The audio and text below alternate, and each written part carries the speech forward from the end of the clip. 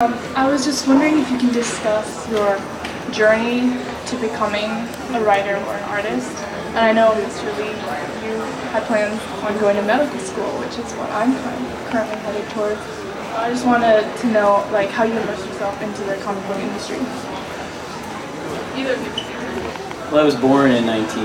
No, I mean, it's a hard one, our journey. I always wanted to do it, you know, since I was a kid. I wanted to be a comic book artist, and then when I was a teenager, I realized that I might not be good enough, and I fell into the writing more, and then I didn't know how to go about becoming a comic book writer, so I went into doing prose when I was in college, and then I was writing I got invited to do a story for an anthology that was a superhero anthology where prose writers made up new superheroes, and most of it was really silly. It was sort of like, one story was about like a support group for superheroes that have terrible powers, and it was sort of like one guy, like, he just never went to the bathroom, and he was sort of like, where does it all go? You know, and that was it. Mine was serious though, and there were a couple comic book editors, one from DC and one from Marvel actually, at the reading for the book, and they came up after and they said, are any of you guys comic fans? And I had comics in my bag, and I was like, I'm a big comic fan. They each asked if I wanted to pitch, and I did. And relentlessly, and I started to get work at each one. And the funniest thing was I didn't realize they were dating. And I would complain. I'd be like, my editor at Marvel, she never gets back to me. And then she'd get back to me like 30 seconds later, and I'd be like, wait, you know, that's a coincidence. Like, I have none of Batman's detective skills at all. But that was my entry into comics. I went to college. I got a degree in psychology. My father was a doctor. They wanted me to be a doctor. I didn't want to be a doctor. I mean, I thought it was a worthwhile profession, great profession. I thought I could be a pretty decent doctor too, I think. But I always looked at it as a job and something I would have to study for. And I just reached a point in my life where I was like, I want to just do what I love. And part of it was admitting to myself that I love comics enough that I could do it as a profession. Because I think a lot of times people have their hopes and dreams of things they want to do, but they always kind of give them an out.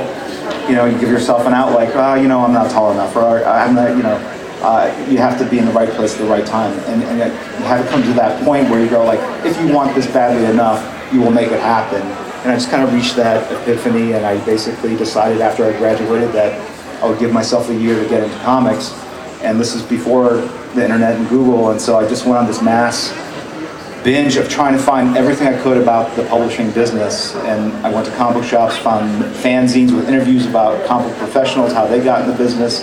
I tried to find physical mailing addresses for companies.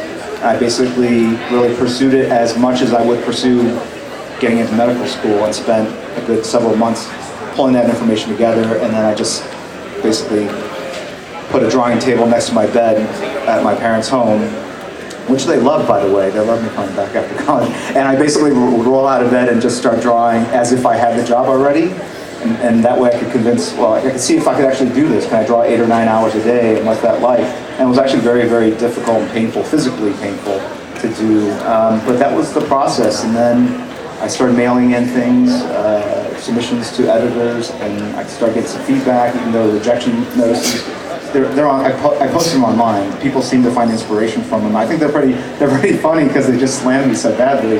But again, it was great to even get negative feedback, and that just kept me going. So I was really kind of obsessed by it, and it's hard to say how long I would have kept that up. But I think once I made that decision, that was the hardest part, making that decision and just kind of going all in. But really, looking back on it, that's precisely the time to do it, because you have no wife, no kids, no mortgage.